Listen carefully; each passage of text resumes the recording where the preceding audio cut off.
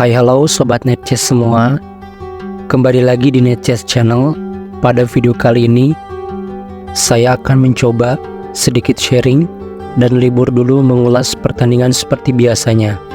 Di video ini saya akan mencoba membahas tentang remis atau draw dalam permainan catur. Seperti yang kita tahu bahwa kemungkinan hasil dalam bermain catur selain menang dan kalah juga bisa remis atau draw.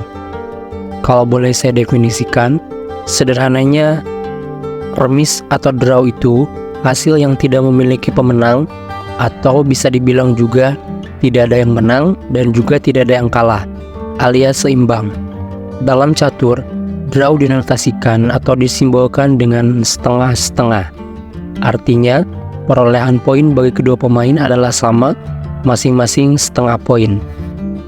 Sementara kita tahu bahwa jika putih menang, notasinya adalah 1-0, dan jika hitam menang, notasinya 0-1. Nah, bagi kalian yang belum tahu, sekarang gak bingung lagi ya kenapa ada nilai setengah dalam catur. Lalu apa sih yang menyebabkan remis bisa terjadi? Yang pertama, draw akan tercipta jika kedua belah pihak sepakat untuk draw, atau istilah lainnya draw by agreement, atau kadang juga disebut offered draw. Yang kedua, draw bisa terjadi karena keterbatasan jumlah bidak untuk melakukan skakmat, atau kita sebut sebagai insufficient materials. Yang ketiga, draw juga bisa terjadi karena pengulangan langkah sebanyak 3 kali berturut-turut atau threefold repetition. Dan yang terakhir, draw bisa terjadi karena sudah tidak ada langkah legal yang bisa dijalankan, namun tidak dalam posisi skak, atau istilahnya adalah stalemate. Baiklah teman-teman, kita coba bahas satu persatu. Yang pertama, draw karena kesepakatan. Sesuai dengan namanya, tentu saja draw ini terjadi jika kedua pemain bersepakat untuk draw. Diawali dengan satu pemain mengajukan draw dan lawannya menyetujui, maka permainan tersebut resmi berakhir dengan nilai setengah-setengah alias draw. Nah, biasanya kesepakatan draw ini diajukan jika permainan relatif seimbang. Jadi daripada membuang waktu, biasanya kedua pemain langsung saja sepakat untuk draw. Saya akan coba berikan gambaran dua partai yang berakhir remis karena kesepakatan dua pemain. Yang pertama, kita ada partainya Ian Nepomniachtchi melawan Garry Kasparov yang terjadi di Kroasia tahun 2021. Di sini Ian Nepo sebagai putih dan Kasparov sebagai hitam. Dalam partai ini, setelah langkah ke-30, kedua pemain sepakat draw karena posisi mereka seimbang. Kita bisa lihat, kalau di sini kedua pemain memiliki jumlah perwira yang sama dan juga jumlah pion yang sama, dan struktur pionnya membentuk formasi yang sulit ditembus. Yang kedua, kita ada partai singkat dari Magnus Carlsen melawan Vidit Santos Gujarati yang terjadi di India pada tahun 2019. Di sini mereka sepakat draw setelah langkah kelima. Permainan dibuka Magnus sebagai putih dengan E4, E5, kuda F3, kuda C6, lalu gajah C4, dan gajah C5. Ini merupakan permainan Giuco Piano. Pada langkah keempat, Carlsen memainkan Italian Gambit, lalu Vidit pion pukul pion, dan kuda naik ke G5 menyerang pion F7 2 kali. Namun, setelah langkah ini, Carlsen langsung menawarkan draw dan Vidit menerima. Usut punya usut, ternyata Magnus Carlsen sedang sakit dan tidak dapat melanjutkan permainan. Berikut ini merupakan cuplikan video detik-detik saat Carlsen mengajukan untuk draw. Wow, di sini Vidit sangat baik sekali ya, mau menerima draw begitu saja. Padahal di sini Vidit bisa saja menolak remis dan berpeluang besar untuk memenangkan pertandingan. Jadi begitu ya teman-teman, penawaran draw tidak hanya saat posisi imbang, tapi bisa juga diajukan karena faktor-faktor lain seperti partai Magnus Carlsen tadi. Kita lanjut ke jenis draw yang kedua, yaitu keterbatasan bidak atau insufficient materials. Permainan catur juga otomatis berakhir draw jika saat bermain hanya tersisa beberapa bidak saja yang tidak memungkinkan memberikan skakmat. Yang pertama, kita ada kombinasi raja dengan raja. Tentu dua raja tidak akan bisa menghasilkan skakmat ya teman-teman. Yang kedua, raja melawan raja dengan satu kuda. Yang ketiga, raja melawan raja dengan satu gajah. Dan yang keempat, raja dengan satu gajah melawan raja dengan satu gajah juga. Dan gajahnya berwarna sama. Coba teman-teman cari lagi kombinasi lain yang memungkinkan permainan berakhir draw karena keterbatasan bidak. Oke, kita ada beberapa contoh partai yang berakhir draw karena keterbatasan jumlah bidak.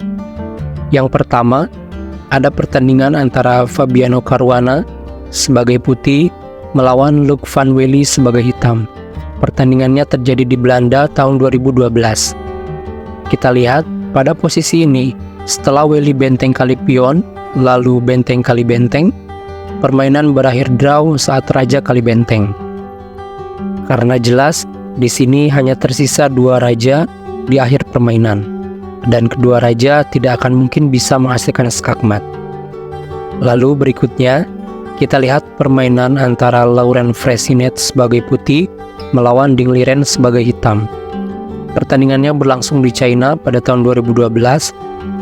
Kita lihat pada langkah ke-66 setelah pion maju, Ding Liren raja kali pion dan permainan berakhir draw karena hanya tinggal raja melawan raja dan satu gajah. Lalu ada yang terakhir, partainya Hikaru Nakamura melawan Victor Lesnica di Italia tahun 2006. Di posisi ini, Lesnica sebagai hitam mempromosikan pionnya menjadi menteri, sehingga dia memiliki dua menteri di endgame. Tapi langkah ini langsung disambut menteri kali menteri, Skakster, dan mau tidak mau, menteri harus kali menteri. Setelah pertukaran menteri, permainan berakhir draw karena raja hanya melawan raja dengan satu kuda.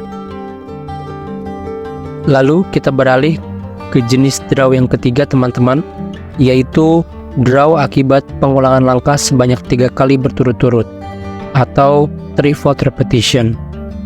Pertama kita lihat partai antara Alexander Grischuk melawan sang istri, yaitu Katerina Lagno. Di sini Grischuk sebagai putih dan Lagno sebagai hitam. Permainan dibuka dengan formasi King's Indian Defense, dan pada langkah ke-10, Grischuk menyerang menteri dengan kuda. Lalu Lagno merespon dengan menteri kali pion skak. Grischuk menutup dengan gajah.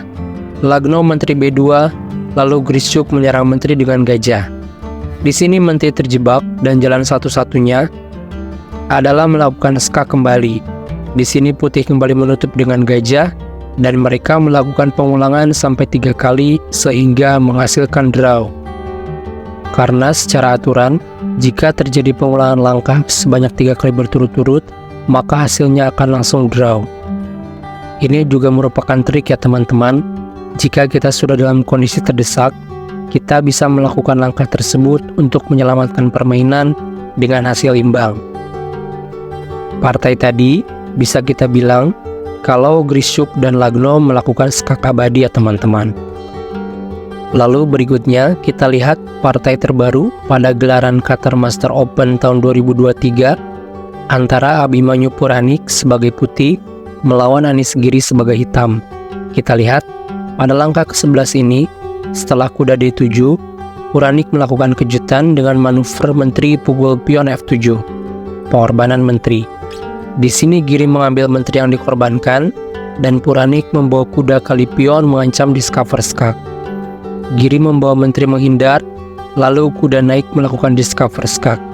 Raja F8, kuda E6 kembali skak, dan mereka melakukan pengulangan sebanyak 3 kali sehingga menghasilkan draw. Dan yang terakhir teman-teman, kita masuk ke jenis draw yang keempat, yaitu stalemate. Seperti yang tadi dibahas di awal, stalemate ini terjadi karena sudah tidak ada langkah legal yang dapat dijalankan, namun tidak dalam posisi skak. Sebagai contoh, kita lihat partai antara James Adam Condon sebagai putih melawan Eugen Delmar sebagai hitam. Pertandingannya terjadi di Amerika Serikat tahun 1880. Pada posisi ini, Delmar unggul 5 pion dan sebentar lagi pion-pionnya akan segera promosi. Jadi, untuk mengurangi hambatan, Delmar inisiatif mengadukan menteri dengan langkah menteri ke C3. Tapi tahukah kalian, di sini Adams memainkan langkah brilian untuk menyelamatkannya dari permainan. Ya, di sini Adams mengorbankan sang menteri menyerang raja di G8. Dan ini merupakan langkah paksa Raja Hitam harus menerima pengorbanan. Setelah terpaksa Raja kali menteri, permainan langsung berakhir draw karena di sini Raja Putih sudah tidak dapat bergerak, namun bukan pada posisi skak. Dan itulah yang dinamakan stalemate, teman-teman. Oke, kita lanjut ke partai berikutnya antara Anatoly Karpov sebagai putih melawan Judith Polgar sebagai hitam. Pertandingannya berlangsung di Hungaria tahun 1998. Di posisi ini, Karpov unggul materi karena dia masih memiliki menteri dan 1 gajah. Dan dalam 5 langkah lagi, dia bisa melakukan skakmat untuk Raja Hitam.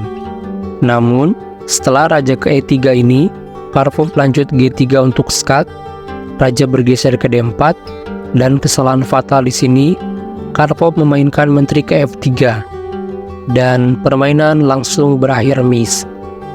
Tentu saja permainan berakhir miss karena Raja sudah tidak bisa bergerak, dan pion hitam dalam kondisi yang terkunci. Nah, satu lagi pembelajaran teman-teman. Jika kita sudah unggul materi yang sangat banyak, hati-hati untuk melangkah. Jangan sampai ketika tidak melakukan skak, kita mengunci gerak raja lawan dan berakhir draw. Jadi teruslah lakukan skak sampai kita menang dengan skakmat. Oke teman-teman, mungkin sekian dulu pembahasan tentang draw dalam catur di video kali ini. Semoga sedikit banyak bisa bermanfaat bagi teman-teman semua dalam meningkatkan skill bermain catur. Sampai jumpa dalam video-video menarik lainnya. Jangan lupa subscribe channel Netchess ini ya teman-teman.